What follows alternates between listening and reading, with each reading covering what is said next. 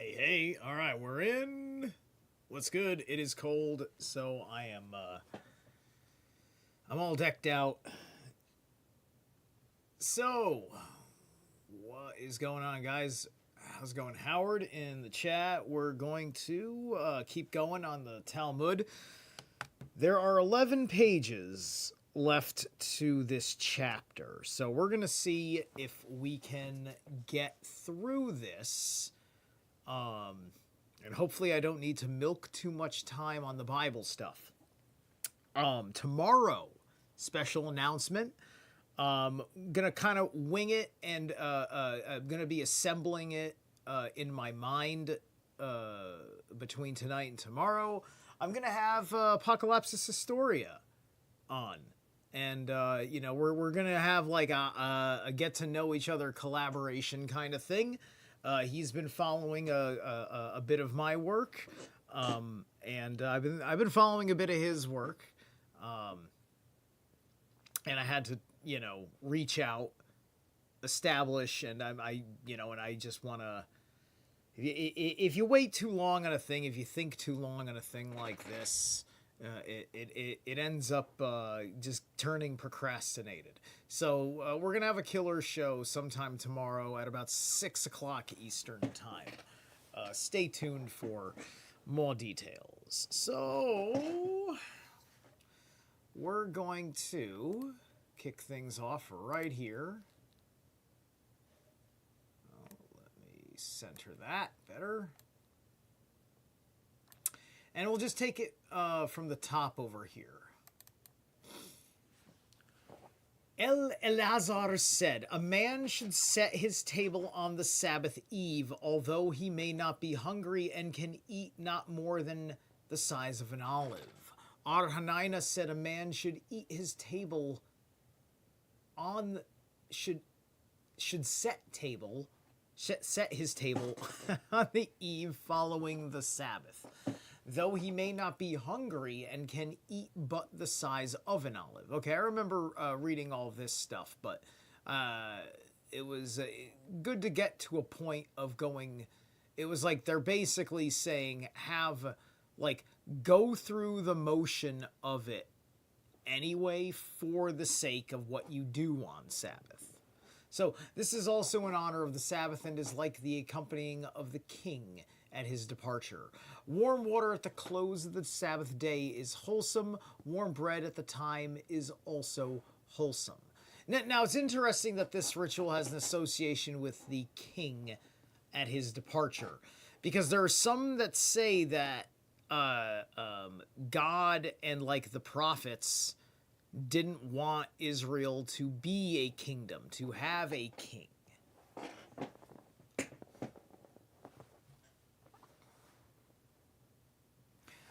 Arya Hoshua ben Levi said, he who answers, Amen, the name of the Eternal be blessed, with all his heart, has any ill fate which has been predestined for him nullified in heaven, as it is written in Judges verse 2. When depravity had broken out in Israel, then did the people offer themselves willingly, therefore praise ye the Lord.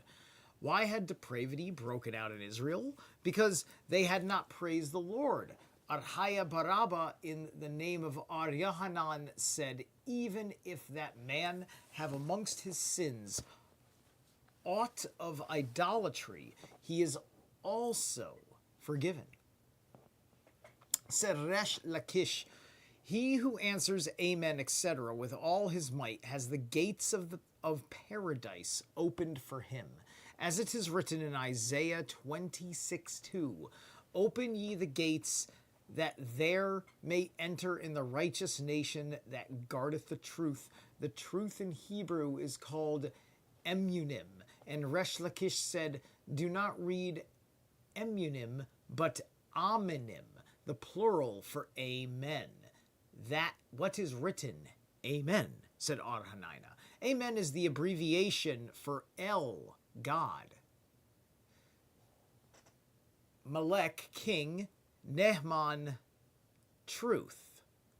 Okay. I see. A-M. That's... So, they're saying amen over here, but if it's an abbreviation for... Yeah, I know exactly. Right. So that makes sense because they appropriated Amun-Ra. Then the Melesh is the king, which is kind of like the Malak, which is the messenger, right? So it creates this phonetic relationship with the MLK. Even though it's CH, it's kind of... CH and K are kind of close like that. So it's kind of like within the same frequency, if you will, right? Giving a king this kind of alleged divine ordained authority. Meaning that by saying amen, a man certifies that his creator is the God and king of truth. Right? So,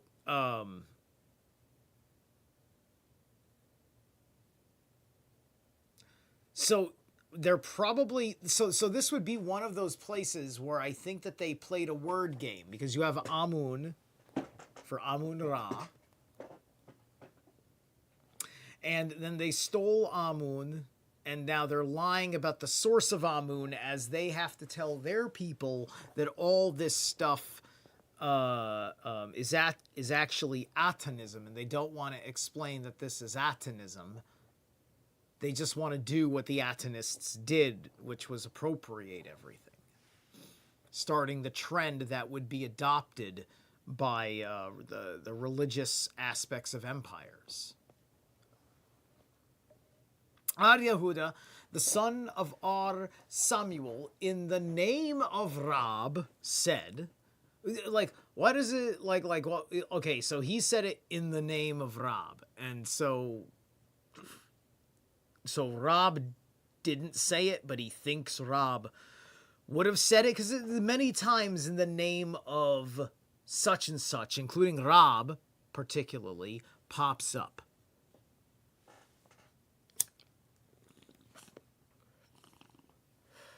A fire seldom occurs in a place unless there is a violation of the Sabbath, as it is written in Jeremiah 17:27. But if ye will not hearken unto me to hallow the Sabbath day, and not to bear a burden, and to enter in at the gates of Jerusalem on the Sabbath day, then will I kindle a fire in its gates, and it shall devour the palaces of Jerusalem, and it shall not be quenched. What does it shall not be quenched signify? Said Ar Nahman bar Itziak. The fire shall occur at a time when men are not around, as a rule?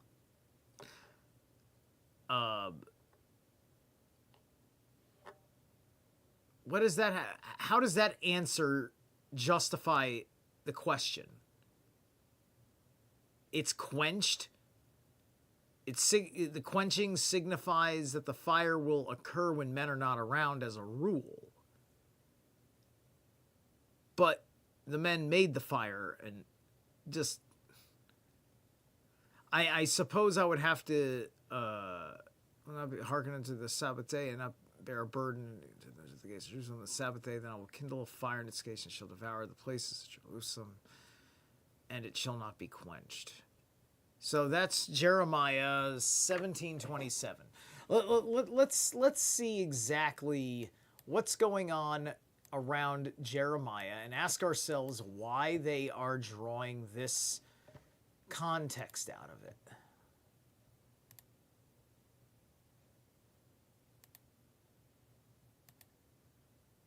All right, this is like the last verse. This is like the last, yeah, okay, well, it's the last verse of chapter 17. All right, so yeah, so it says, just like it says, let me pop up the thing for you. There you go. So let's go back and pick up a little bit of context. We'll go back to 20. And say to them, hear the word of Yahweh, you kings of Judah and all dwellers of Jerusalem, who enter through these gates. Thus says Yahweh, beware, in view of your souls, you must not bear any load on the Sabbath day or bring it through the gates of Jerusalem. Okay?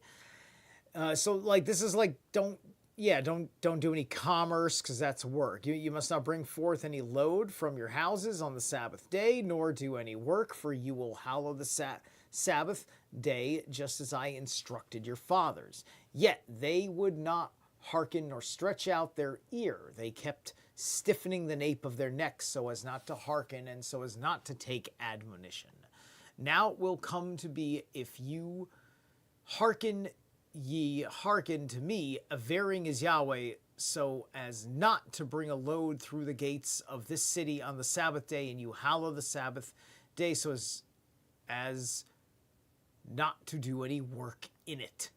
Then kings who sit on David's throne will enter through the gates of this city with their chief officials, riding in chariots and on horses, they and their chiefs, each man of Judah, and the dwellers of Jerusalem, and this city will be indwelt for the eon. All right?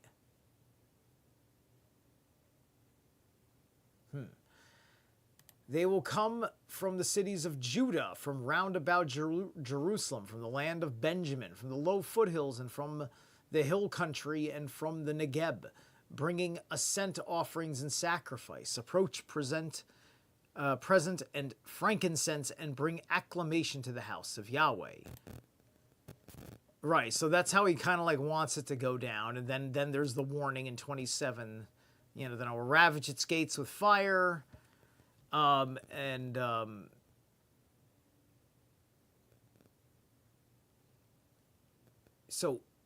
and not she shall be quenched, which is la thakbe. So what's this thekbe? Thukbe? What is this? Well, it's thkbe, but it says kaba, to expire, or costively to extinguish. Right. So that's a quenching, a fire quenching word, and it's called kaba. Isn't that interesting how it's called kaba, like Kabbalah, or the Kaaba stone, or the Cabal. So a kaba is to extinguish a flame. That ought to tell you everything you need to know about Kabbalism.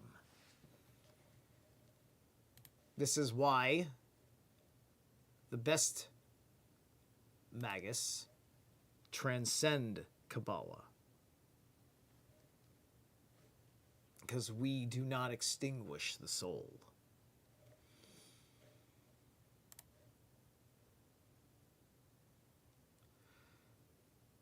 Abai said, Jerusalem was destroyed solely on account of the violation of the Sabbath, as it is written in Ezekiel 22:26. And from the violation of my Sabbath do they turn away their eyes, so that I am profaned among them. Ar Abuhu said, Jerusalem was not destroyed until they had abolished the reading of the Shema in the morning and in the evening. Now remember, this is also saying that the only reason why this nation collapsed is just because of this, of just this do not work this day situation, right?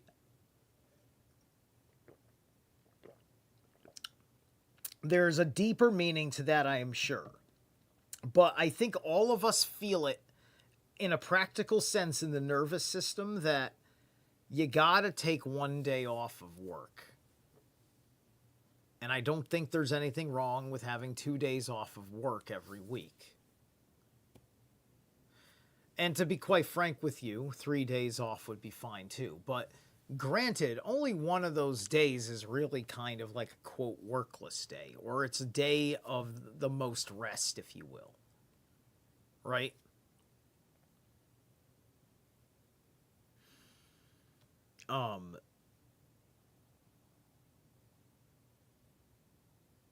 And so things can kind of fall apart. In a deeper sense, keeping the Sabbath means your people did not keep up with productive practices, which involves rest. Right? Because if it's gung-ho, like the Sabbath, it's just one period of time of the week. It doesn't happen more than once a week. So you could be like 3 o'clock in the morning and working. High noon, whenever. I suppose you don't even have to take a fucking lunch break, if you will. Work as long as you fucking can. Whatever. Do your thing. Have some off time and do whatever the fuck you want in your off time. Sin to your heart's delight if you've got the sin offerings for it.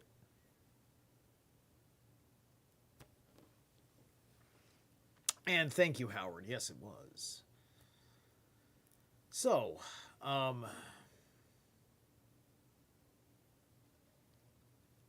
Jerusalem was not destroyed until they had abolished the reading of the Shema in the morning and in the evening, as it is written in Isaiah verse 11 through 13, Isaiah 5, 11 through 13. Woe unto those that rise up early in the morning, that they may run after strong drink, that continue until late in the twilight, till wine inflames them. And there are harp and psaltery, tambourine and flute, and wine at their drinking feasts. But the deeds of the Lord they regard not, and the works of his hands they behold not. Right, so here, you're watching... this is one of the... Hold on a second, I dropped something down here. Where'd it go? There it is. So, there's times in the Bible where it wants to give some good lessons about some overarching ideas. Just, it's wisdom. It's not even somebody trying to wag the divine finger. The fundamentalist gets like this. The fundamentalist with this book is extraordinarily dangerous.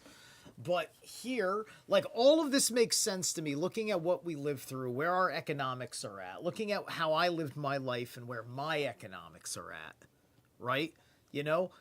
Sure, I can continue to be pissed off about the Federal Reserve and taxes and things. But am I keeping up with best practices and having some sort of meaning in my life and being mindful of the time and the day and remembering to rest, to remember that maybe there's a special day or there are special honors to be attended to for at least an important part of that day. I'm just talking about something universal. I'm not saying that everybody needs to have their version of a fucking Sabbath, right? But this is way deeper than that. This is about how you are as a nation, right? I look at the weak men that grew up in the party and the pleasure of it all, including gamers and things like that. And it's just like, as I was going through the motions among them, and among, like, the metalheads and stuff like that, it's just like, hey, we should keep, like, doing this because it's an awesome and important thing we love, but don't you think there's something missing in what we ought to be up about, right? And I would hound everybody about that, almost religiously. I am sorry, but now look at where we're at, so I'm not sorry. Right? I can't help it. I get like this. I've got the right Jupiter placement for this kind of nonsense.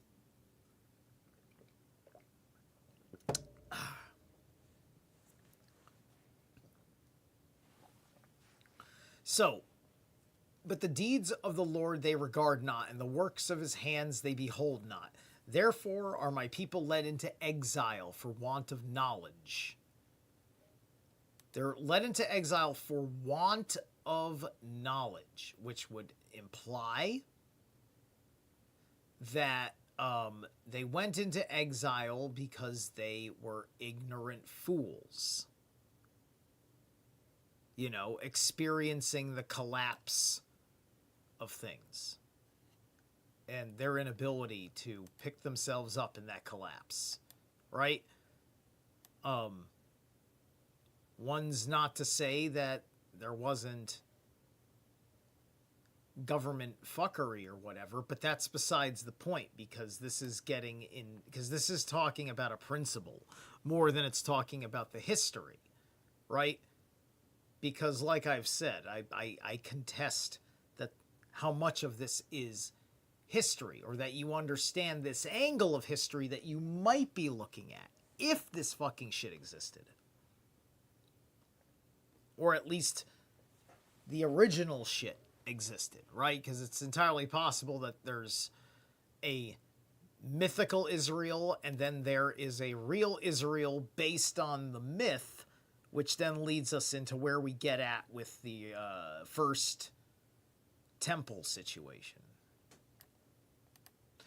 Anyway, Jerusalem was not destroyed until the children were kept away from school, as it is written in Jeremiah 6:11. I must pour it out over the child in the streets, and it may be explained thus.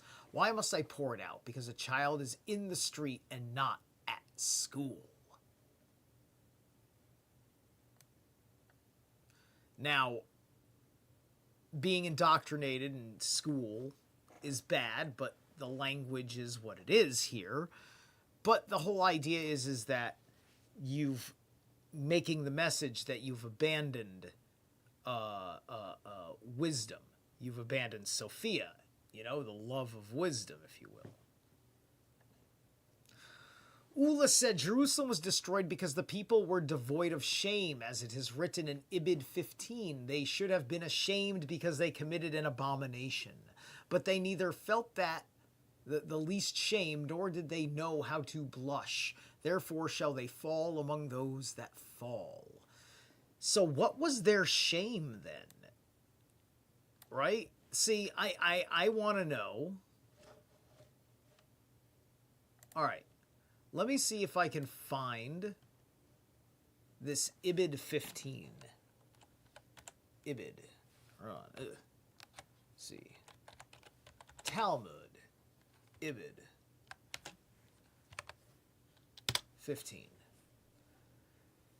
Because I want to know what constitutes that, because of A, how they're playing with us, and B, how like what is that what's the standard for things? All right.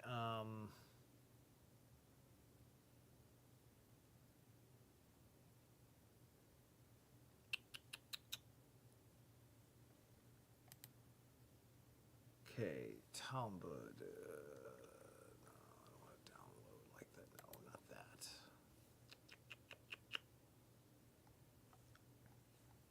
All right, bear with me here.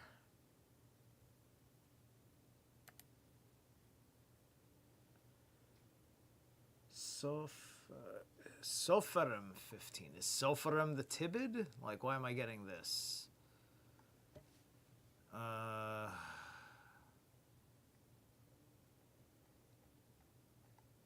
It's got the Hebrew on top all written out, then the Greek underneath it. Some stuff about the temple. But it doesn't say Tibid. Or Ibid, excuse me. This is tractate.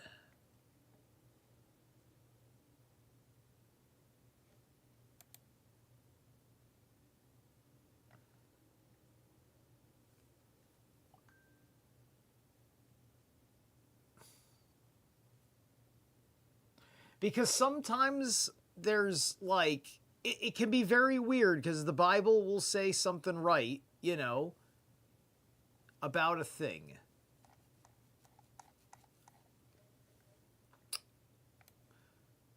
And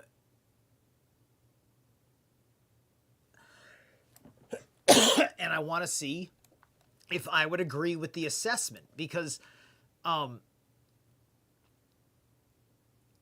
the time of Ezekiel is an example where, you know, Israel was really fucked up. They really just fucking annihilated themselves is the idea. Like that fucking Ezekiel's wheel, that thing follows him around like a drone and helps him fucking enslave people. It's like a drone. It's very interesting, Ezekiel's wheel, in that respect.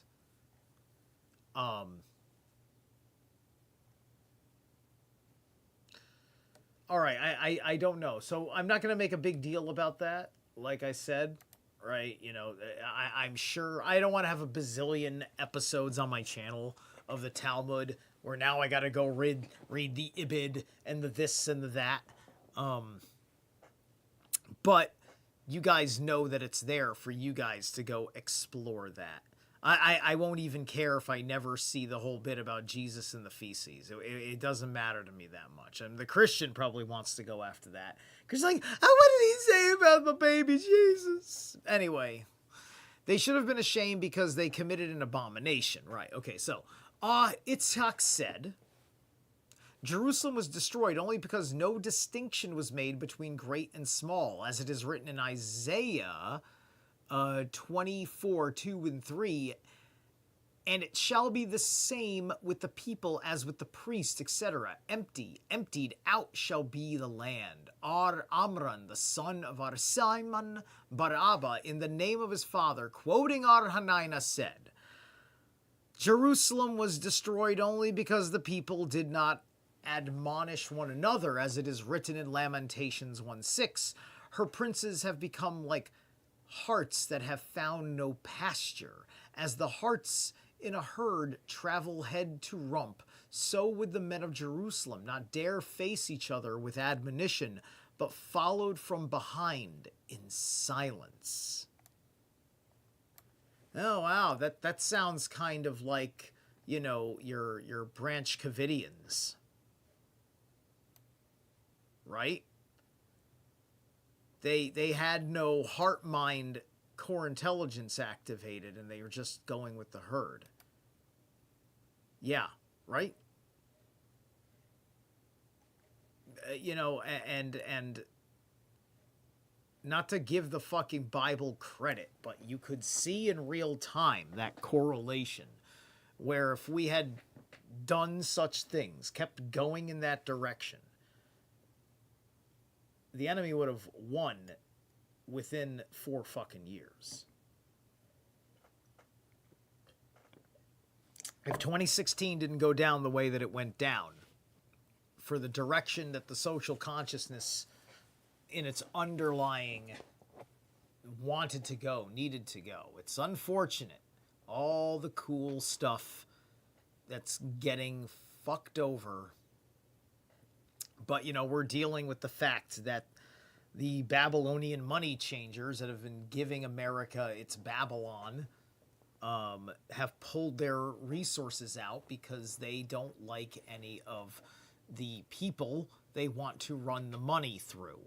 They need a Jeffrey Epstein social engineer type. They don't want to give millions or thousands of dollars to various projects across movie, television, newspaper, video games, sports entertainment, magazines, beauty things, tech conventions, internet events, yada, yada, yada. They don't want to fucking put the investment in there if they can't push their globalist stuff.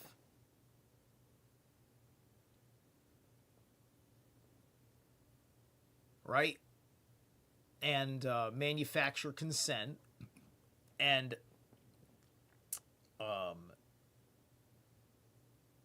pretend to inflate an audience a certain way. So anyway, before we go into all of this next set, it's 6:36. We're going to take a break. We are listening to Disbelief from the Symbol of Death album, which is new. We heard Full of Terrors. This next one is called The Unsuspecting One.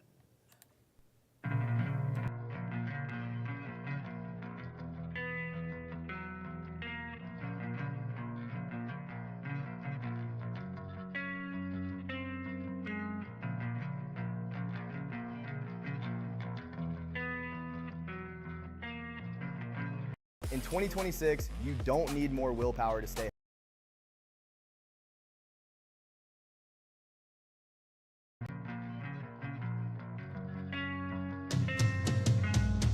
Rising dawn, the creature soon no longer exists. Dawn awakens, screaming lust to turn innocent life into dust.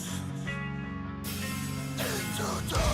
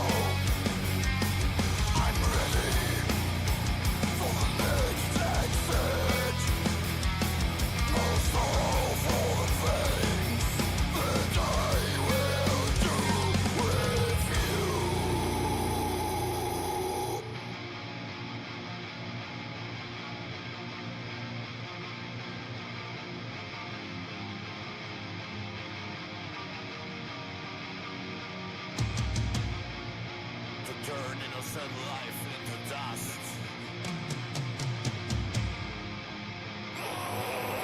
To turn innocent life into dust.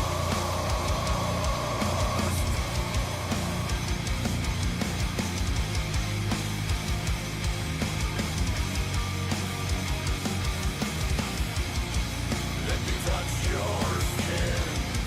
Let me kill your soul. First life will be gone, the unsuspecting one. You beautiful grace, you look so amazing. A human life that's gone.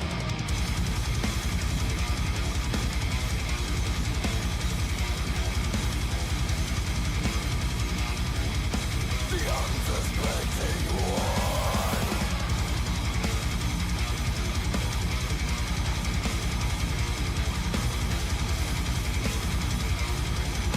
The unsuspecting one. My words they goes on so far. Life is splitting my soul apart. I'm searching for the upper side. Proudly born with my own two sides. And rising tall the creature. And always dreaming last. As the concept of my nature. My kingdom will come. Let me point to the other side. Let me point to my next dimension. This pleasure is my last exit. To a world that's only mine.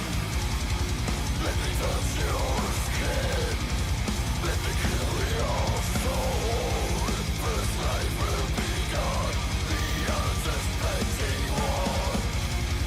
You beautiful grace. You look so amazing. A human life that's gone.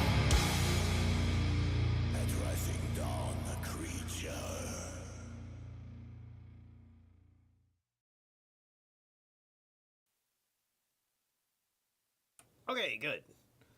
Let me see here. I'm going to let this run a hair because I'm assuming... Show me an ad. There's the ad. I'm going to get ahead of the ad. The ad didn't come in at too weird of a time, though, so it's not that bad. All right. Put it back this way. Over here.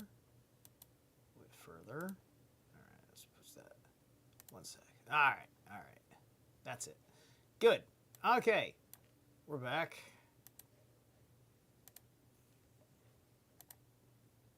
Ooh, 1 sec. Right there. Perfect. All right, that's all queued up.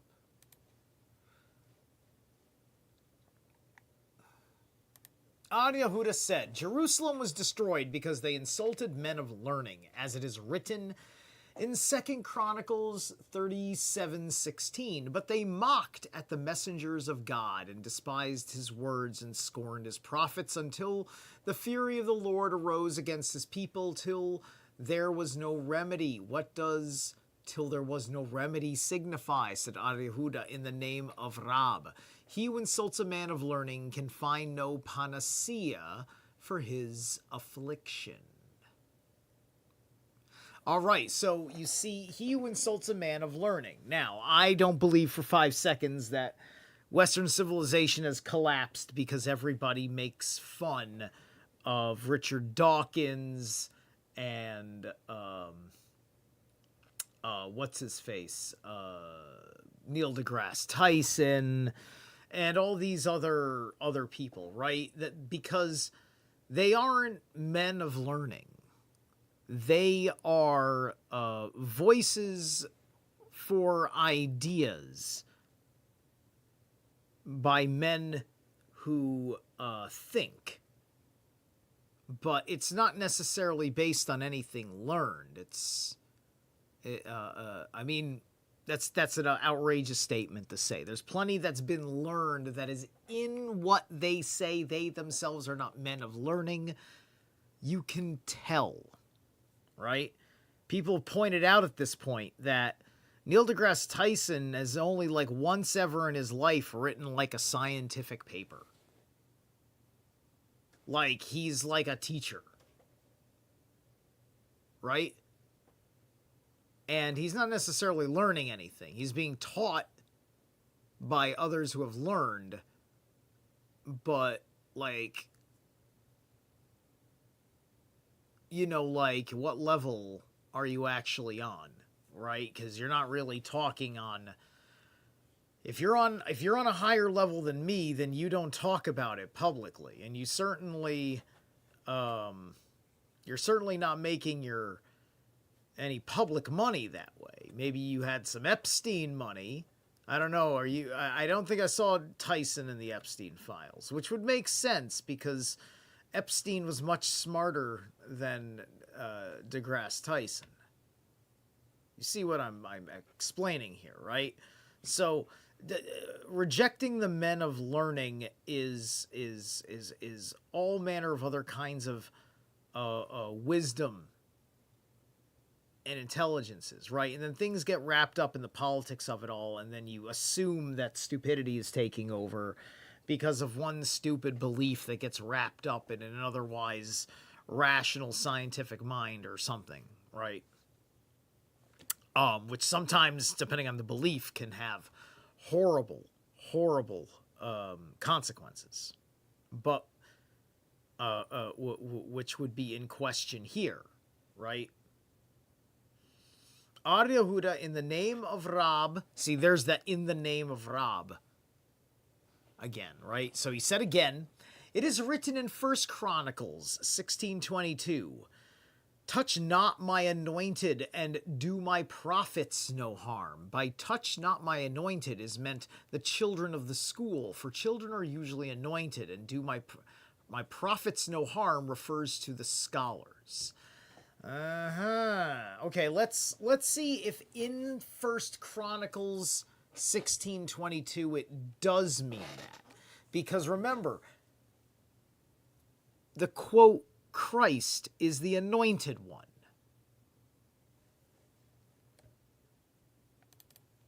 First Chronicles. Oh, whoops! I didn't mean. I've opened it up twice now. Let's close that. There we go. Let's open it up thrice, actually. Shoot. There we go. Close that. That's better. All right. First Chronicles 16, 22. All right, so here's the verse.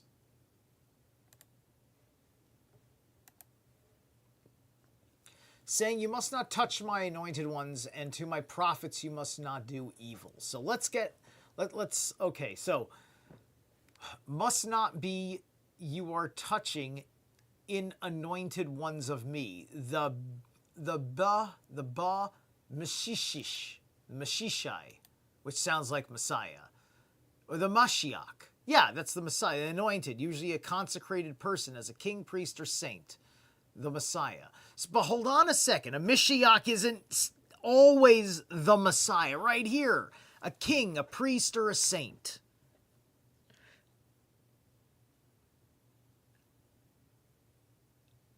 So that's not your school kids. That's your elite persons. Right? Now a king is a bloodline thing, but can also be a person who has the gift of authority. Your priests can be anybody with ceremonial magical powers. A magus, a sorcerer, a witch, a shaman, so on and so forth. And then a saint. That's anybody with their inherited intuitive abilities activated, right? And then the rest is just how they're in alignment. Now let's see if there's any school children context in here, because if there isn't, then the fact that he specifically cited this means that he's lying to people directly in the Talmud.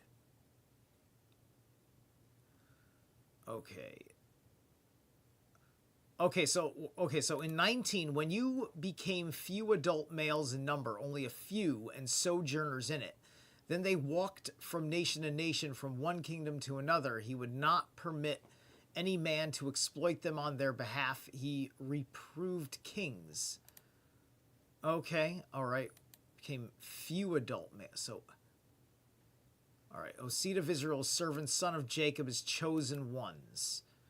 Right. Okay, so right here, this is using the example of these high kings, if you will. O seed of Israel, his servants, sons of Jacob. He is Yahweh our Elohim, and all the earth are his judgment. Remember his covenants for the eon, the word he enjoined on 1,000 generations. Now, if the word is eon, that's not eternity. The Iolm, the Olam, or Olam, the Olol or Lolam, properly concealed, i.e. the vanishing point, generally the time out of mind, past or future, i.e. practically eternity. Adverbial preposition always, compare. Right, yeah. Lasting long, right, like all of it there is an end, but the idea is that the end is just beyond your perception. Meaning for you, it's as if always. That he contract with Abraham, by him oath to Isaac, he ratified it to Jacob, to Israel as covenant Eonian, saying to you, shall I give the land of Canaan? Right, this is getting into the Canaan thing. When you became few adult males, right. So, this is also a mythological allegory of your birthright, right? Like the New Age movement has got it all fucky.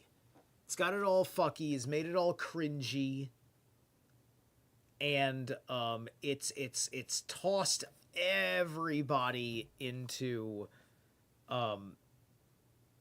they gotta be a special soul soldier actively being like at least 25% weird.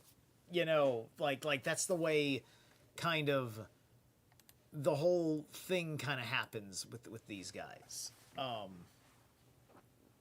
But it's different. We're part of a special elite type who are either here on graduation or waking up reincarnation of a previously graduated or some other kind of special dude. You're all incarnated here. You don't have any fucking, you know, like your whatever your past life accomplishments are doesn't matter. Doesn't matter if you're Cleopatra or nothing like that. But what you're holding, how it's applicable, that's what's up. Okay.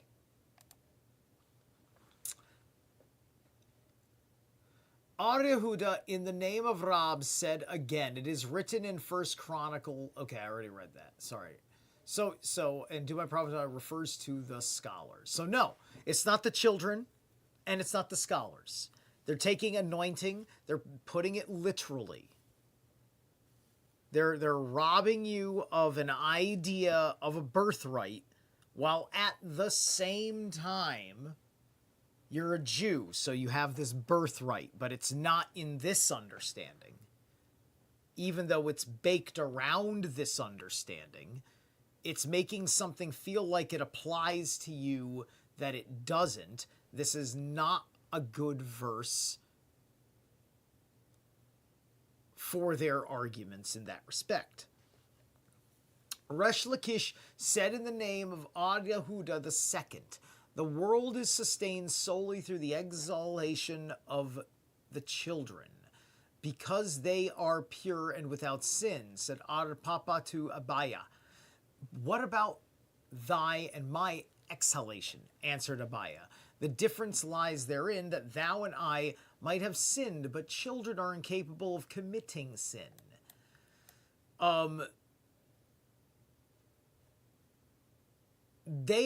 Children are incapable of having personal agency up until a certain point. Where is that line? Because everyone knows there's a fucking line. Because you can't take somebody of an adult age acting like a child.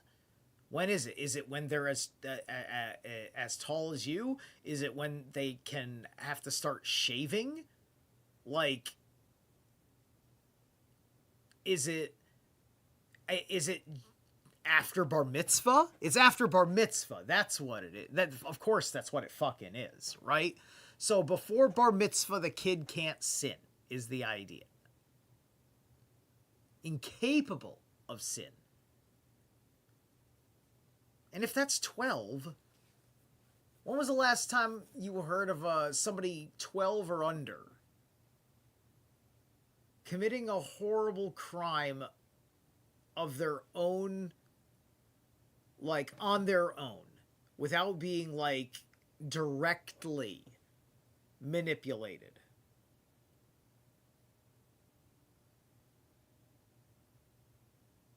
Maybe I'm wrong here, right? There's just I don't like statements that say shit like this. Anyway,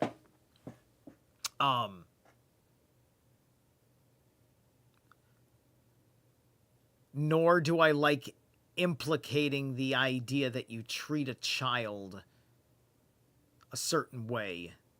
But look, at the end of the day, it may break your brain, but you might see a kid commit a great sin.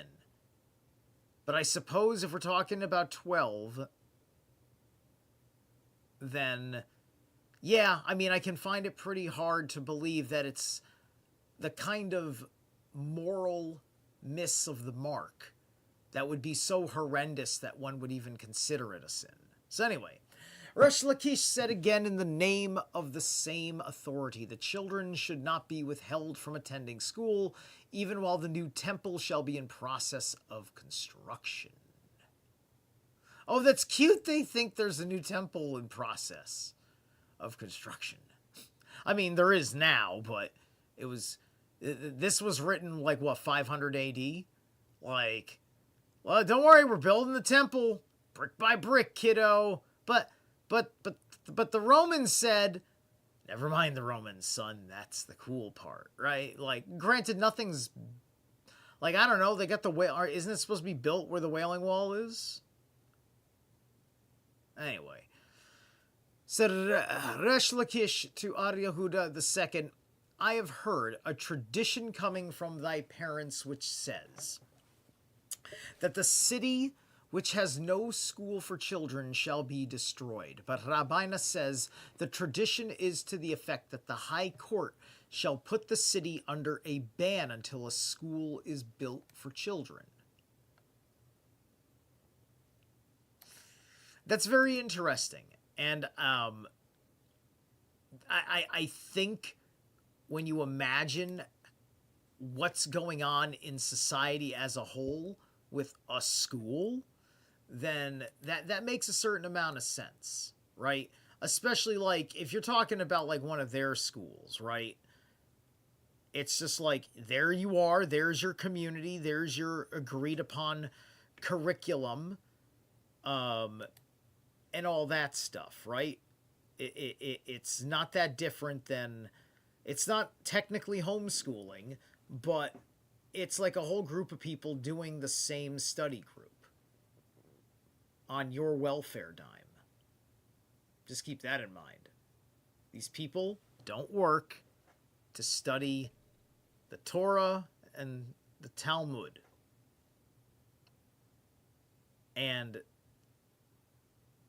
they're basically on your welfare, and it's the government paying them to be students of something that does nothing for society. And it's not like once they've got their chops straight on the Torah that they're doing something contributive in the world with it. Hey, what's up? You met me at the Jamboree. Oh, cool. Oh, thank you so much. Hey, that's very cool. We met, we shook hands and things like that. Very, very cool. Email me if you want to meet for a cup of coffee and things like that. I'm very much into reality above all things, and I think it's important that we all kind of get that sense together. Well, granted, all sorts of people came from, I mean, like, you might be from fucking Iceland for all I know, because people came from around the world to come meet Frank. So shout out, quite frankly. His show's starting right now, actually.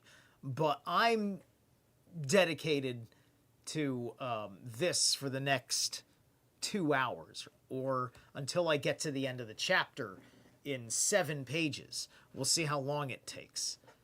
But anyway, KT Skied, thank you so much. If Frank is still live when I am done, I will be over there. I definitely want to check it out. I want his take on Iran. By the way, as far as everyone knows, the Ayatollah is dead.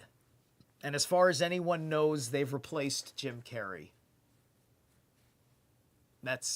I'm almost more upset that they've replaced Jim Carrey. Yeah. Jim, my man. We loved you, man. We hope, I hope they didn't fucking eat you.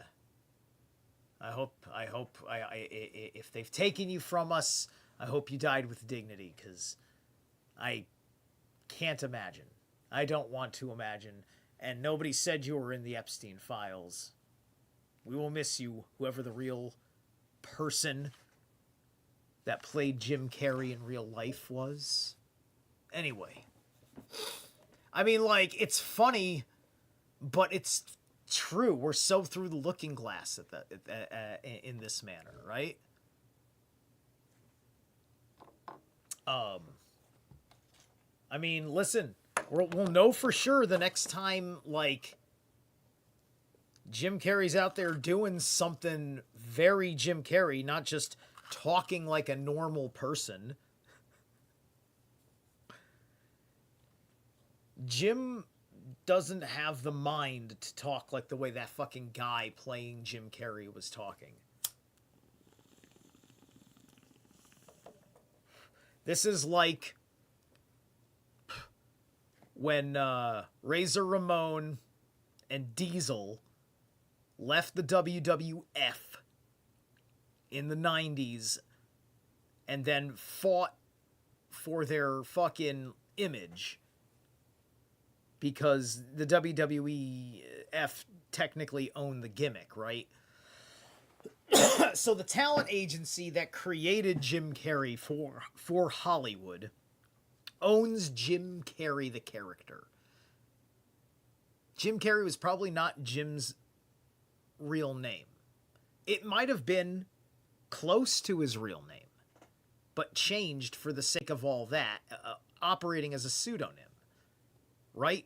Now, I have a pseudonym I've operated in my name, right? Like, nobody own, like, I own Zerilath Eternal. Stephen Purdy owns Zerilath Eternal.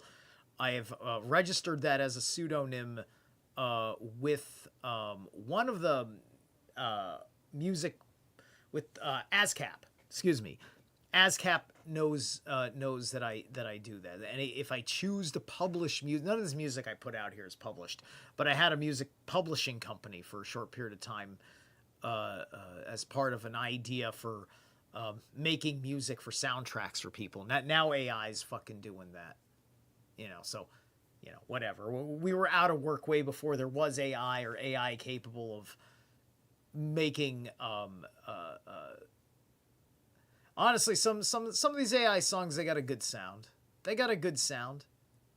And I guess it's fine for such a small project, and you just don't want to be dealed with any level of fucking payout, contract law stuff. And I wish all of that was different, so that way people wanted to be involved with that and wanted to work with a human talent who would get paid for doing their thing. Frank's got his band and professional production studio. He can get the band together like that and fucking record a jingle. Me, I'm lucky if I've got fucking time to set up production, sit in fucking flow state, and be a fucking artist. But no, I have to do fucking adulting instead of arting.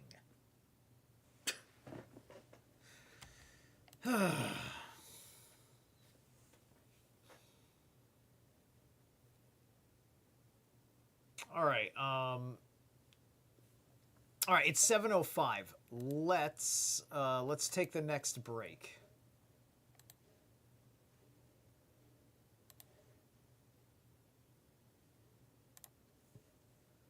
All right, so this is, I guess, the title track, The Symbol of Death.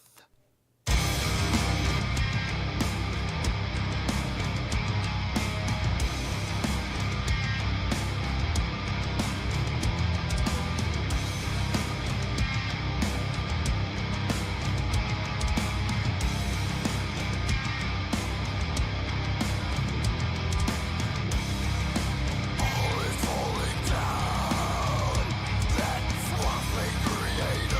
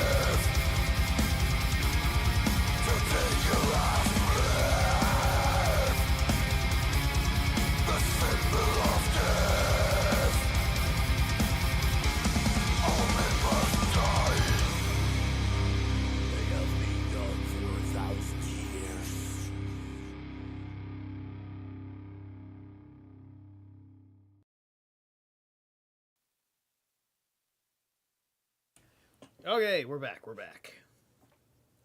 Excuse me. I must take a big one.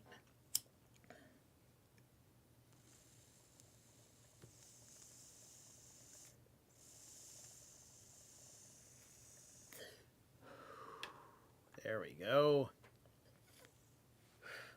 Nice and unprofessionally toasty.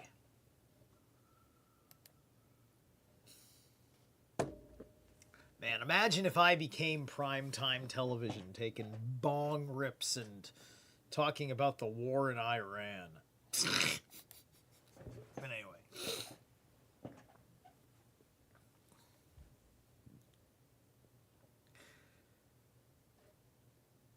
Let's see. His show starts a little later tonight. Oh, okay, gotcha. It is Saturday, right? Yeah. It's fucking Saturday today anyway.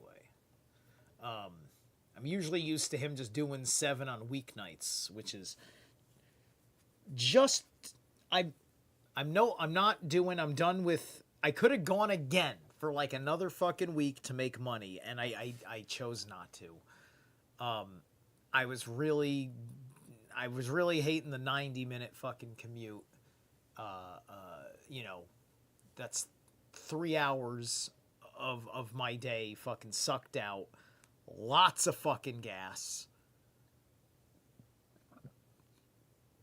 And it feels more worth it to take the unemployment check until something under an hour shows up. I want 45-minute commute at worst. Under an hour, really?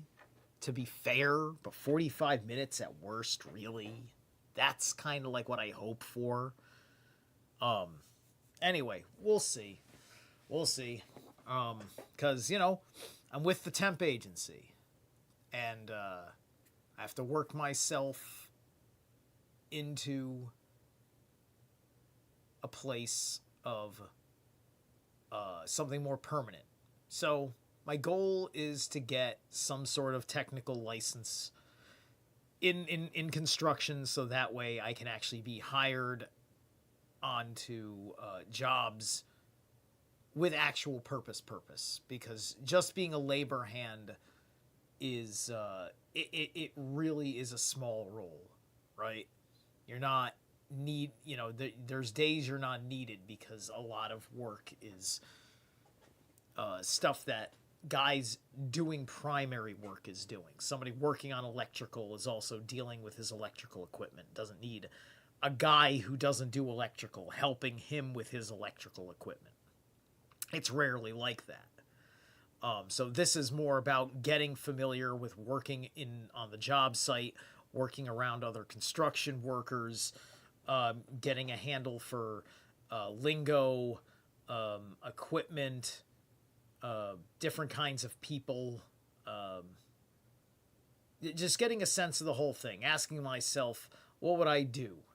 Who do I want to be amongst these different roles that everybody plays? You know, I'm working around, you know, like the job I'm doing now has been a whole building has been built, right? And so I'm running around and I'm bumping into the plumbers, the AC guys, the electrician, everyone's there. People doing the flooring, painters,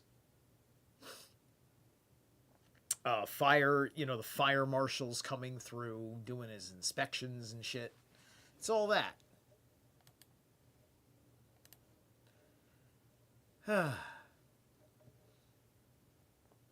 And I'm glad I can handle it. It's not where I wanted to take myself. It's definitely where I wanted to take my body, though. You know, physically, I'm glad my body is what it is now, regardless of what I am doing for a living. And I need it to be fucking better.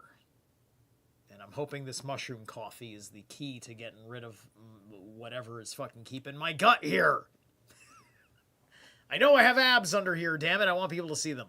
Anyway, let's get back to it. Said Resh Lakish to Arihuda II, I have heard a tradition coming from thy parents which says that the city which has no school for children shall be destroyed. Oh yeah, that's right. So I read that. So Rabbah said, see, that's not in the name of Rabbah. Actually, wait, there's Rab, and then there's Rabbah. So wait, so actually, no, it's different because it's a different name in reality.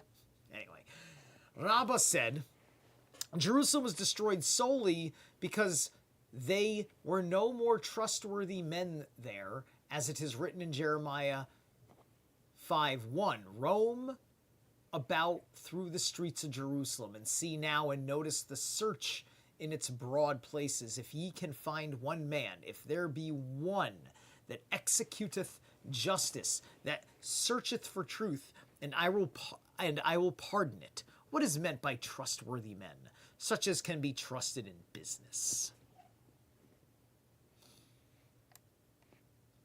So, you know, because once again, right, I can understand Christians reading their Bibles, right? Because I'm not saying, like, that there's actual, like, wisdom about civilization in here. Think about that, right? Even if it's not for a pagan civilization, it's still in a general sense of the people, family or otherwise. Further, one may save a basketful of loaves of bread, be it even enough for 100 meals, a fig cake and a cask of wine, and one may also call to others, come ye and save for yourself. If those who do so understand their advantage, they make a settlement with the owner after the Sabbath is over. Where may such articles be taken to for safety? To a court that is joined to the other court of the house burning by an Erub. Ben Bathaira says, even to one that is not joined by an Erub, there all utensils, dishes, may be brought that are used on the same day. One may, in the event of a conflagration on the Sabbath, put on as many clothes as possible. See how they just go from like, oh my God, what happened to the city of Jerusalem, to let's get back to conflagrations. Such a big tangent, but there's a lot to be said about that conversation happening right there. One may only put on 18 pieces of ordinary apparel. And the thing is, they're all correct. Oh, it was solely because of this and solely because each one saw a certain flashpoint of events in the cohesion of a civilizational system breaking down.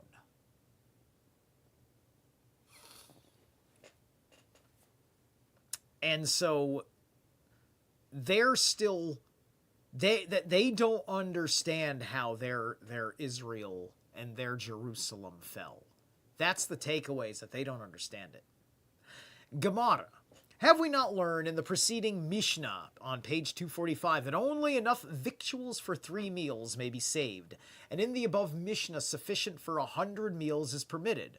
Said Arhuna, this presents no difficulty. Our Mishnah refers to one who comes to save the food with only one basket when he may fill it with any quantity, whereas the preceding Mishnah refers to one who brings several baskets, and in such a case it is not permitted to put in each basket more than sufficient for 3 meals. But Eba bar Zavda, in the name of Rab. So Rab and Rabba are 2 different things, right? Said, both Mishnahs refer to one who comes even with several baskets. But still no difficulty arises. This Mishnah speaks of one who does not carry food beyond the same court, while the other refers to one who carries it into another court. A fig cake, etc. Why does the Mishnah say that if those who save for themselves know their advantage, they will make a settlement with the owner after having saved the things from the conflagration? Are they not entitled to it under any circumstances, by virtue of the owner having made it public property when saying, "Come ye and save for yourself," said Arhista. This refers to pious people who would not take advantage of a man who is compelled to sacrifice his property, said Rabbah. Can they be called pious who accept remuneration for their time on the Sabbath? Nay, the Mishnah does not refer to pious men, but to God-fearing men, who, while they would not take anything not belonging to them, would not care to trouble themselves gratuitously. Gratuitously. I think it's the same thing, but... See, here it's the question of the pious versus the God-fearing, which I think is terrible in both cases. Pious is somebody acting like he is just above everyone else and motivated by all these things. The God-fearing is a horrible person who is only good because they are terrified of the consequences of sin. And nobody wants to talk about honorable men. Nobody wants to talk about generous men. Nobody wants to talk about kind-heartedness. No, it's because they were pious or God-fearing, and that's it. By stating, therefore, that those who know their advantage will settle accounts with the owner afterwards, the Mishnah means to say that their prudence consists in their knowing that they will not receive any remuneration for their time on Sabbath, but will only receive their own property as their due. Come ye and save with me. Why does the first part of the Mishnah permit the saying of come and save for yourself, and in the last part the permission is given to say come and save with me? Because the first part of the Mishnah refers to victuals, and a man cannot save more than sufficient for 3 meals, while the last part of the Mishnah refers to clothing, and as a man can change his clothing as often as he pleases, he may call to others to come and help him save whatever is possible. One may put on as many clothes as possible, the rabbis taught. One may dress himself, go out and undress, come back and dress again, and so on as often as he chooses. So said Armeir and Arios, however, said that one may put on only 18 pieces of ordinary apparel. Okay. These were 1 and 2, Maktorin and Unkli, a mantle with a headhold. 3, a funda, pocket for money. 4, kalbis, a dress without sleeves. 5, chaluk, a kind of shirt. 6, a piliut, cover or overcoat. 7, meopereth. 8 and 9, drawers and pantaloons, and a cap for the head. 10 and 11, Shoes, 12 and 13. Socks, 14 and 15. Pargud. Striped suit, 16. Girdle, 17. Hat, 18.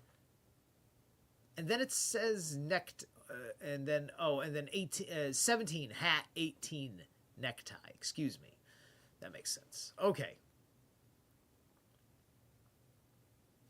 Mishnah Arsaiman, the son of Nanaz, says, one may spread a goat skin over a chest, a box, or a cupboard which lips caught fire so that they only become singed. One may also form a partition with any utensil or vessel, but it full of water or not, in order to keep the fire from spreading.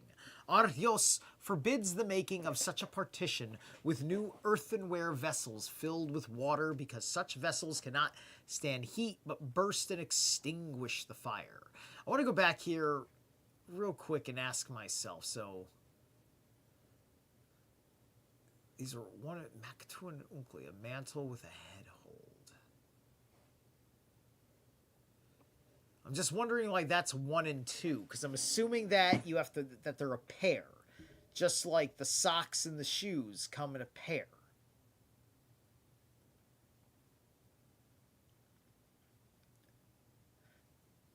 So anyway, and I also want to know what part of your person you're wearing some of these things. See, the kalbus is a dress without sleeves. So these 18 things, that may not be 18 things for one person. That might be 18 things between two people, men and women. So there may be, so it might be like, it could be like 12 things and then perhaps 6 things that are different between men and women. It could be like that. So anyway, Mishnah. Arsimon, the son of Nanaz, says, one may spread a goat skin over a chest, a box, or a cupboard, which lips caught fire so that they only become singed. One may also form a partition with any utensil or vessel, be it full of water or not, in order to keep the fire from spreading. Arios forbids the making of such a partition with new earthenware vessels filled with water, because such vessels cannot stand heat, but burst and extinguish the fire. Gemara. Ar Yehuda said in the name of Rab, when one side of a garment has caught fire, the other side may be put in water, and if thereby the fire is extinguished, it makes no difference.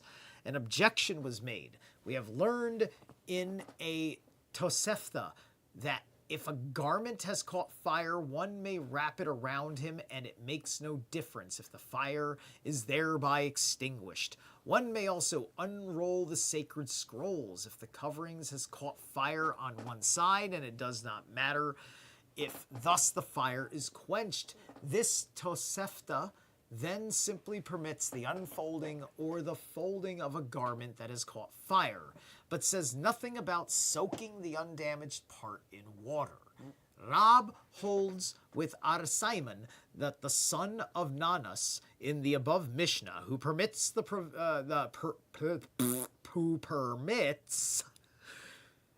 prevention of the fire. Arsimon, however, restricts his permission so that while preventing the fire, it is not extinguished, but simply singes the objects. When the article, however, is soaked in water, the fire will certainly be quenched.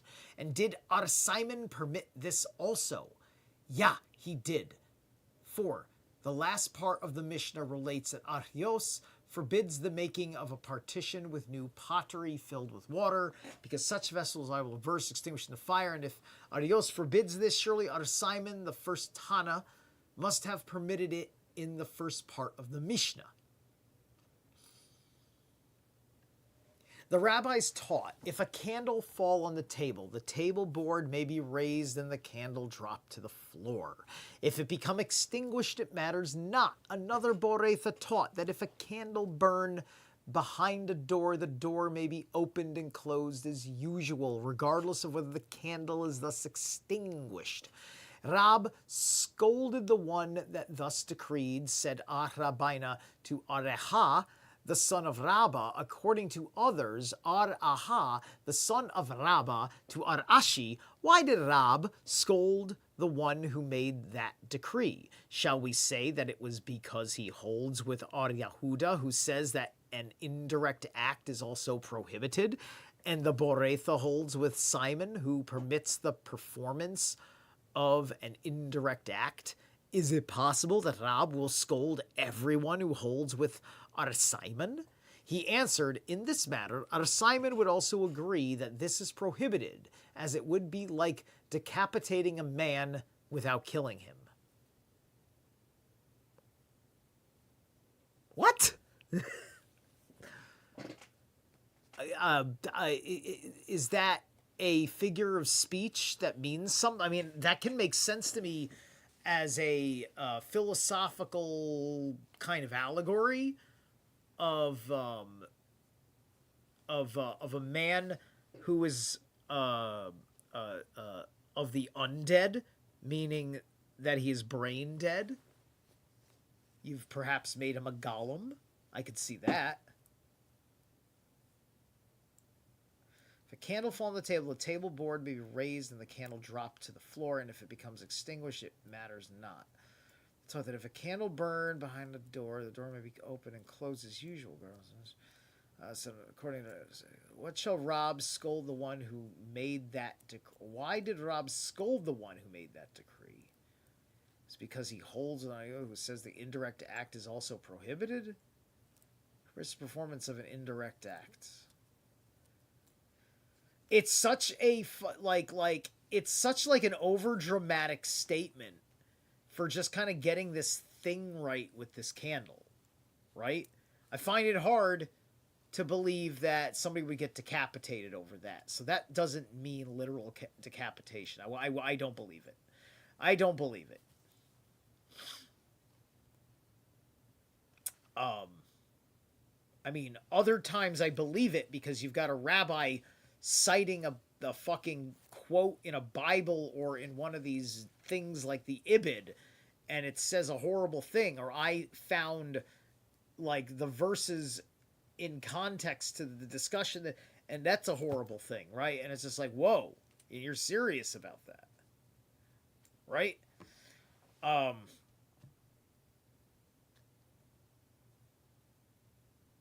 And I think that if there was no government, that these guys would be killing a whole lot more people, as they would have nothing to worry about if there was no government.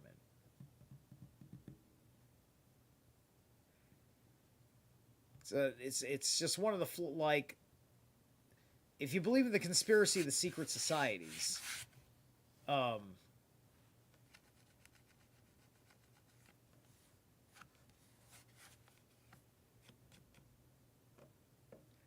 if you're not having a global conversation about not having government, you can't really have a conversation about not having government, because it's not fair that you don't have an organized instrument of protection from other people who would choose to have governments, right? And this has been the problem this whole fucking time.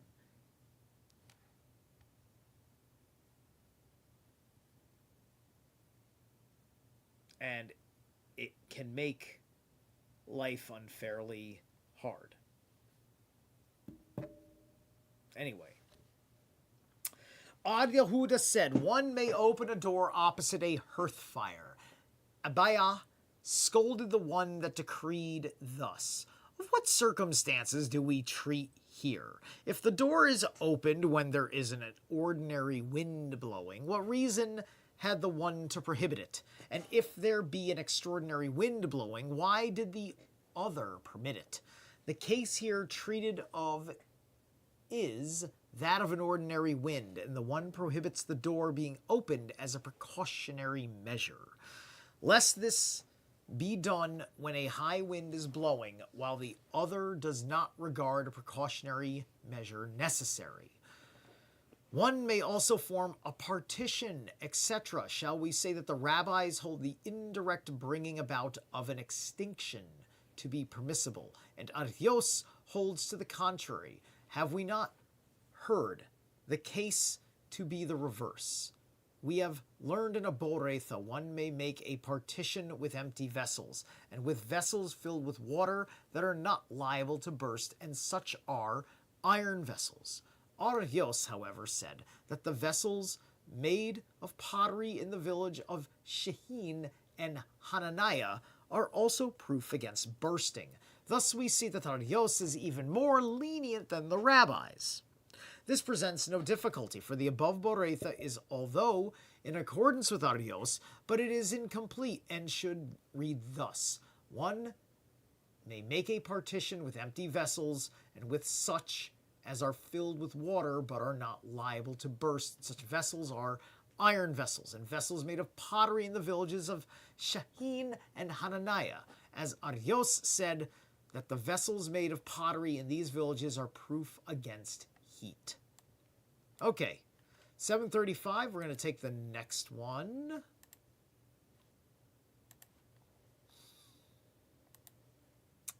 Our next song is called Embrace the Blaze.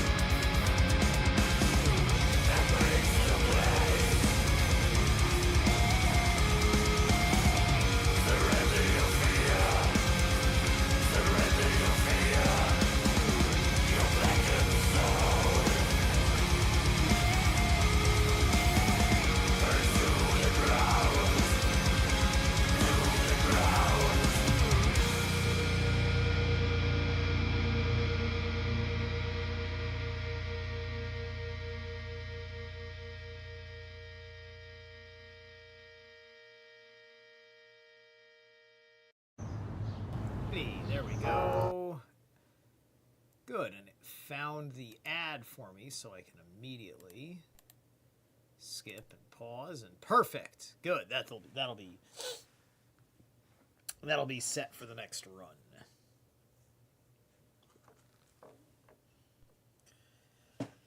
Let's see here. So we're on page 243.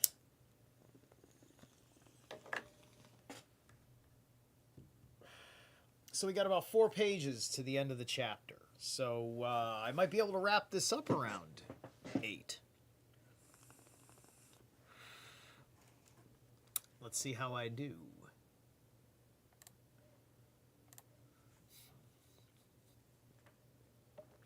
Okay.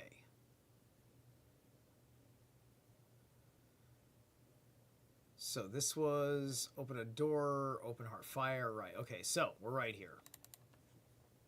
One may also form a partition, etc. Shall we say that the rabbis hold the indirect bringing about of an extinction to be permissible, and Archios holds to the contrary? Have we not heard the case to be the reverse? We have learned in Aboretha, one may make a partition with empty vessels and with vessels filled with water that are not liable to burst, and such are iron vessels. Archios, however, says that the vessels made of pottery in the villages of Shehin and... Wait, did I do this one already? Aboretha, on certain partitions, empty vessels, pottery in those villages are proof of the... I'm sorry, I read that already. So we're over here. This is right. Okay. A non-Israelite. Okay. Mishnah. If a non-Israelite comes near to extinguish the fire, one must neither say to him, when he comes near to extinguish the fire, one must neither say to him, extinguish it, nor do not extinguish it. And for the reason that one is not obliged to make him rest on Sabbath. If a minor, however, desires to extinguish the fire, one must not allow him to do so, because one is obliged to see that he, the minor, rests on Sabbath. Ar Amai said, during the conflagration, one may proclaim whoever will come and extinguish the fire will lose nothing by it. Okay, sure. I do find it a little weird. If the non-Israel comes to extinguish the fire, one must neither say to extinguish it or not to. It's weird, right? Because it's like you telling him to do or not to do it is considered work? Is that why?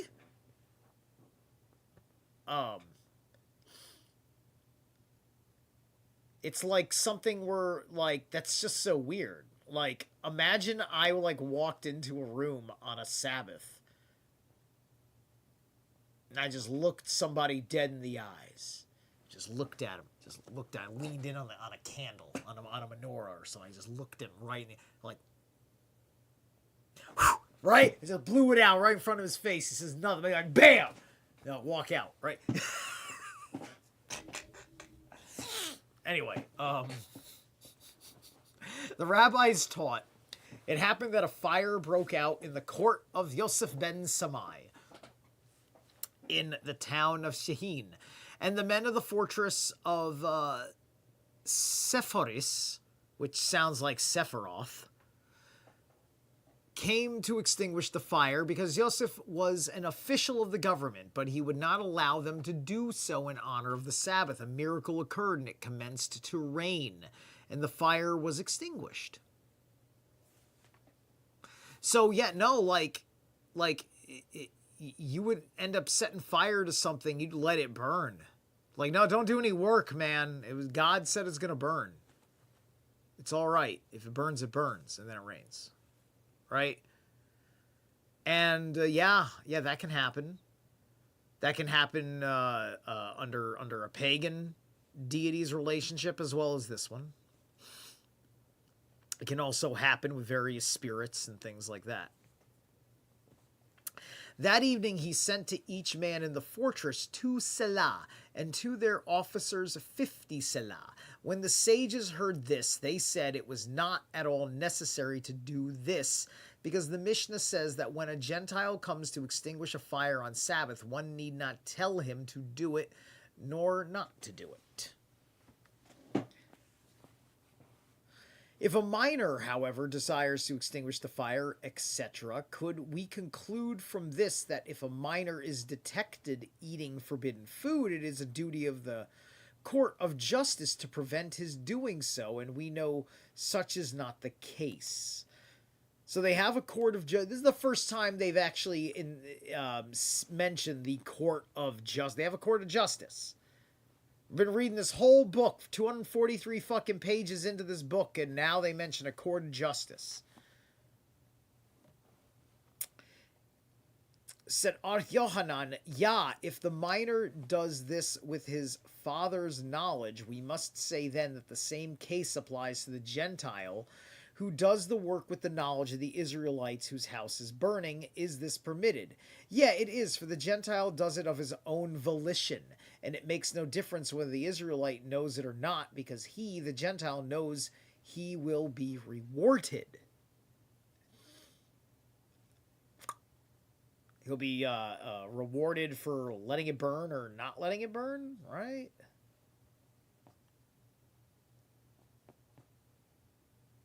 If a minor ever desires to extinguish the fire, it could include... Right, and then we're talking about extinguishing the fire. Right?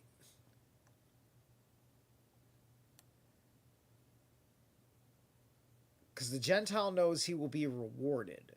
Probably because the Jew would be obligated to reward him. Is that why? And the Gentile... The Gentile probably doesn't even know that, per se. He doesn't, like... And even if he did know that, like, it's just like you're putting out a fire because you know how to put out a fire. You're capable of putting out the fire, and you were needed to put out the fire, whether anyone told you to or not, because you can tell what's going on. This is what happens when man serves as the angel sent to you. Mishnah. One may cover the top of a lamp with a vessel in order that the ceiling may not catch fire, and also cover the ordure, or of poultry. On account of the children in the house, one may also place a vessel over a scorpion in order to prevent him from biting. Ar Yehuda said a case of this kind happened once in the presence of Ar Yohanan ben Zakkai in Arab. And he said, I am not certain whether the man is not culpable and bound to bring a sin offering. Oh, let me tell you about the guy who said he wasn't certain. What good is his fucking opinion if he's not fucking certain? Is there anywhere in any of the fucking U.S. Supreme Court opinions, majority or dissenting, where a justice wrote in their opinion that they weren't certain, but they thought that, you know, maybe this was not a good idea, but maybe it was, but I'm not certain. No. Yeah, who cares about the guy who's not certain? You just leave it at that. You don't go into the rebuttal, like where a guy says, well, this is why he was uncertain, right? Nobody's got that answer. And why was this guy of any particular importance? I don't hear about Yohanan ben Zakkai in Arab that much throughout the Talmud. He's one of the lesser names cited thus far. And we're almost 100 pages away from the end of this bitch. Gemara. Ar Yehuda, Ar Yeremiah bi Abba, and Ar Henanan bi Ram happened to be the guests of Abin of Nishikia.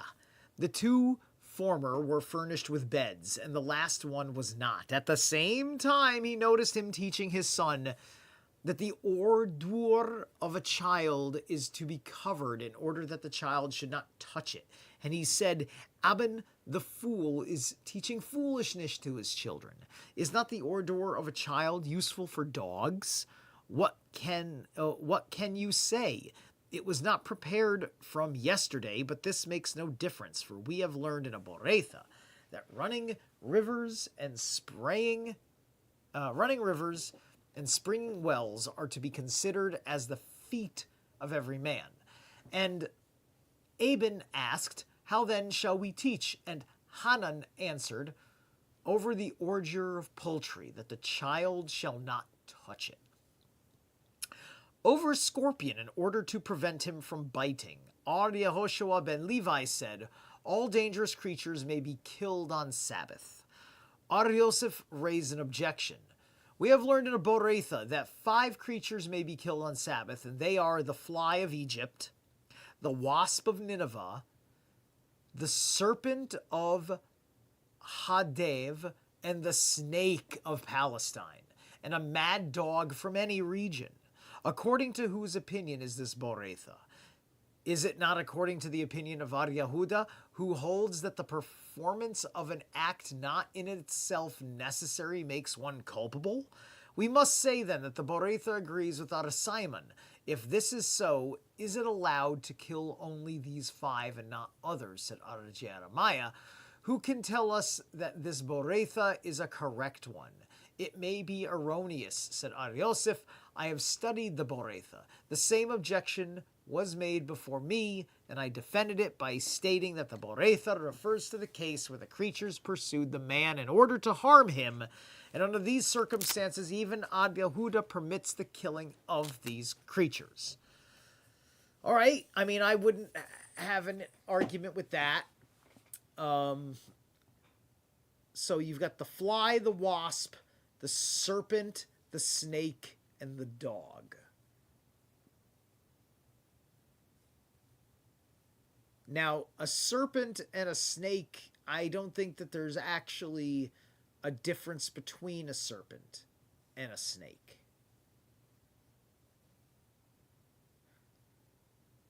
But a serpent, as a word, is more interesting. The ser of the serpent is like a seraphim. The seraphim are considered dragons in a certain sense of Hebrew mythology. And the penta. So it's the dragon of the 5. Right? This would be the dragon of the Torah, one could say. Maybe. I'm just kind of like playing like I have this imagination when I see things like this, when I see that list of the 18, that there's probably a layer of something encoded in here. I'm not that interested in looking it up, to be dead ass with you. But my point is that it's there probably for anybody who wants to explore. I'm interested in just reading this for you with some of the biblical context and moving on.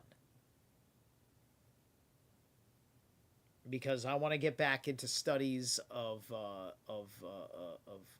magic that I want to use, and not show you why you shouldn't be into this.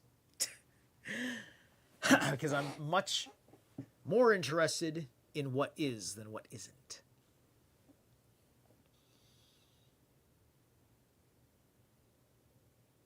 Who holds the performance of an act not is necessary to make one culpable. We must say that in the Beretha agrees with Ar Simon. If this is so, is it allowed to kill only these 5 and not others? Said Ar Jeremiah, who can tell us that this Beretha is correct one? It may be erroneous, said Ar Yosef. I have studied the Beretha. The same objection was made before me, and I defended it by stating that the Beretha refers to the case where the creatures pursued the man in order to harm him under the circumstances. Even Ad Yehuda permits the killing of these creatures. All right, so I think a certain disciple related before Rabbah, the son of Arhuna, quoting a Beretha, one who kills serpents and snakes on the Sabbath does not find favor in the eyes of the pious. There's that pious word. Answer Rabbah, and these pious men do not find favor in the eyes of our sages. Thus, he differs with Arjuna, for it happened that Arjuna, seeing a man killing a snake on Sabbath, said to him, Hast thou killed the last of them, if thou hast only killed one? Of what use is it to violate the Sabbath? From this we see that Arjuna differs from the opinion of his son.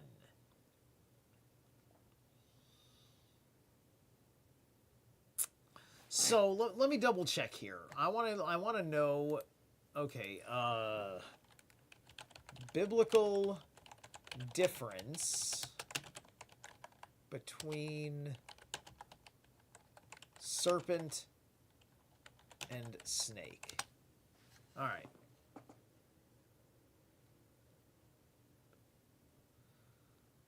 All right.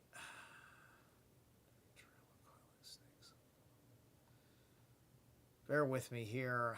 Hebrew word lesson.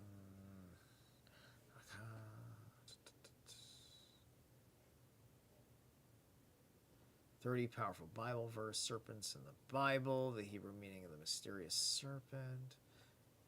Serpents. Snake and serpent are often used interchangeably. Let me see if this thing has it.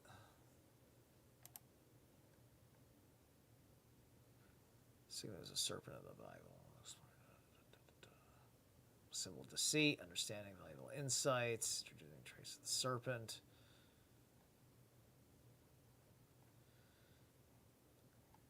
I don't know.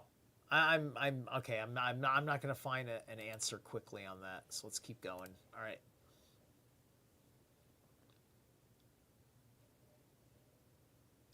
The rabbis taught if a man met snakes on the road and killed them, it was decreed above that he should kill them, thus removing danger for others, because a good deed is performed through a righteous man. If, however, he did not kill them, it was decreed above that he should be killed by them. That is, he is a sinner and deserving of death. But through the mercy of the Lord, a miracle was performed, and he was saved. Said Ula, according to others, Rabba Bar Hana, in the name of Yohanan, only in case the snakes prepared to strike at man can it be said that it was decreed that the man should be killed. Eba Bar Kehana said, It happened that a snake was found in the schoolhouse, and a man of the city of Nati killed it. Said Rabbi, he met his equal. The schoolman asked, Did Rabbi mean that the man was right in his deed, or on the contrary? Come and hear Eba, the son of Haya Abba, and Arzera were sitting in the hut of Aryanai, and they resolved to ask Aryanai if one might kill snakes and serpents on the Sabbath. And he answered, If a bee should annoy me, I would kill it, a fortiori snakes and serpents. Abba, the son of Marta, who is Abba the son of Minyumi, was indebted in a sum of money to the exilarch's house. He was brought there and was worried. While standing in the room, Abba spat on the floor. This happened on the Sabbath, and the exilarch ordered his servants to bring a dish and cover up the spittle. Said Abba to him, This is not necessary, for Ar-Yahuda says that one may put his foot on spittle and thus clear it off. Thereupon the exilarch remarked, This proves to me that the man is a young scholar. Let him go in peace. Abba Bar Kahana said in the name of Arhanina, The lamp of the house of Rabbi may be handled on the Sabbath. Arzera asked him, Which lamps do you refer to? The lamps that can be handled with one hand, or those that require both hands? And he answered, The same as can be found in your father's house. Those were small lamps. The same Abba said in the name of the same authority that carriages of the house of Rabbi might also be handled on the Sabbath. Arzera asked him which he refers to, those that one man can pull or those that require two men. And the answer was, the same that your father possesses. Eba Bar Kehana said again that the same Arhanina permitted the house of Rabbi to drink wine that was scaled with but one seal in the markets of the heathens, and he states that he does not know whether Hanina holds with Eleazar, who held the one seal only was necessary, or whether he permitted this out of respect to the house of Nasi, for the fear if he prohibited this, they would become angry.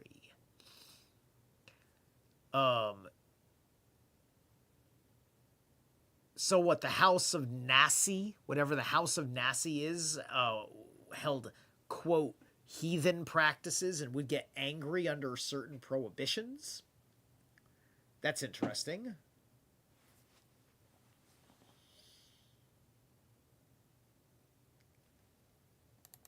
Okay, let's take, what is it? Right. Yeah, no, that's it. Okay, let's keep reading. Mishnah. We're going to skip the break and get to the end of the chapter here, and then that'll be the show. If a non-Israelite lit a lamp on the Sabbath, the Israelite might make use of the light. If he, the non-Israelite, did so, especially for the Israelite, the latter must not use it. If the non-Israelite filled up a trough with water to water his own cattle, the Israelite may water his cattle after him. If he did so for the Israelite especially, the latter must not water his cattle with it.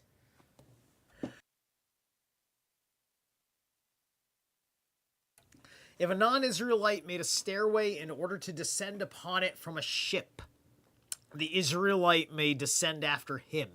If he made it especially for the Israelite, the latter must not descend. Once Gamaliel and several elders arrived on a ship on Sabbath, and a non-Israelite made a stairway upon which to descend from the ship, whereupon Gamaliel and the elders also descended. One moment.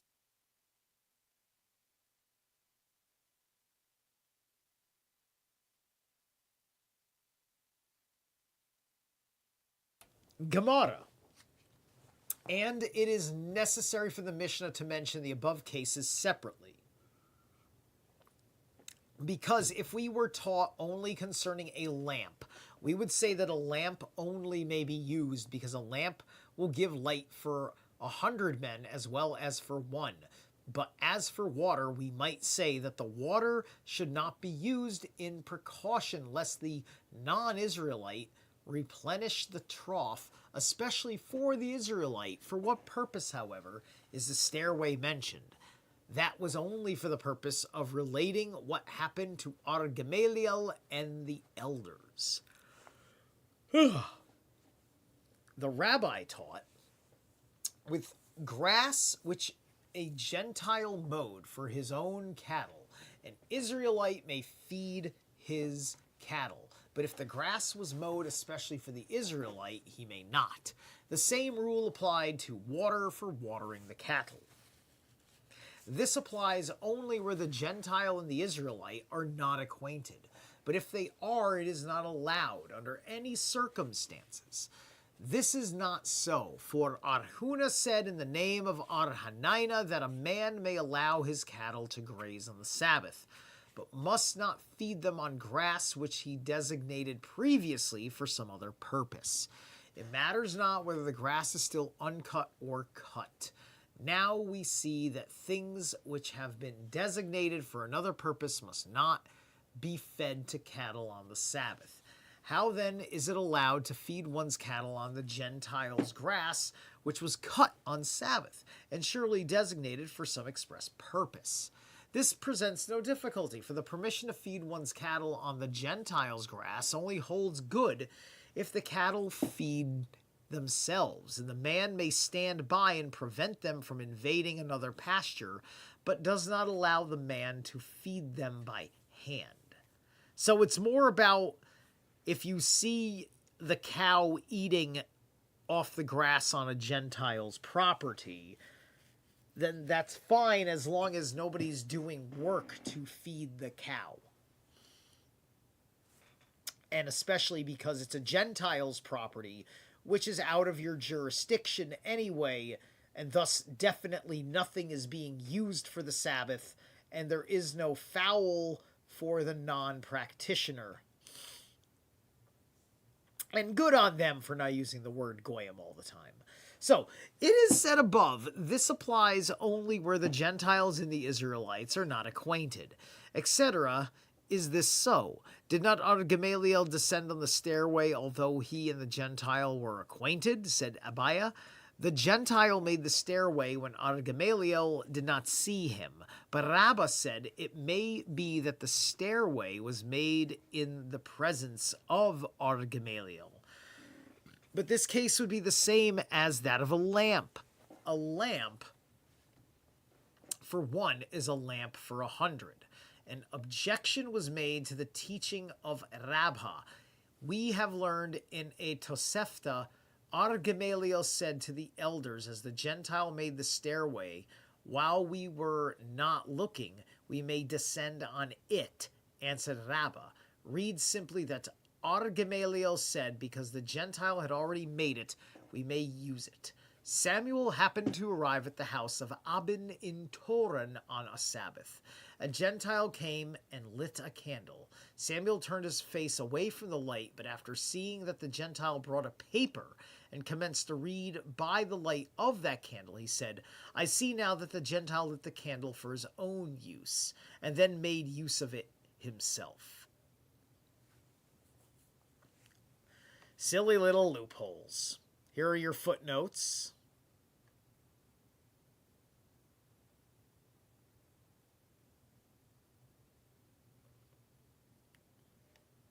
That's actually interesting. This literally reads the Aser teacher, which is here applied in the sense that thou shalt give tithes in order that thou shalt become rich. The Asher also meaning riches. Well, let's see what happens if I click. Is that clickable? Is that the thing? That was 252.2.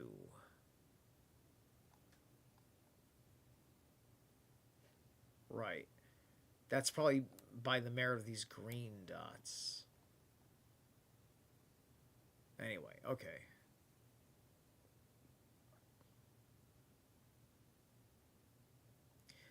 Then on our next show, we're going to do regulations concerning the handling of utensils and furniture on the Sabbath, which is 17, chapter 17. All right, guys, thank you so much.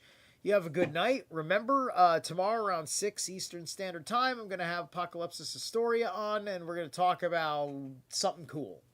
Don't know what yet. I'm trying to collaborate with people in the Greyhorn Pagans Lodge. All right, I'll catch you guys on the flip side.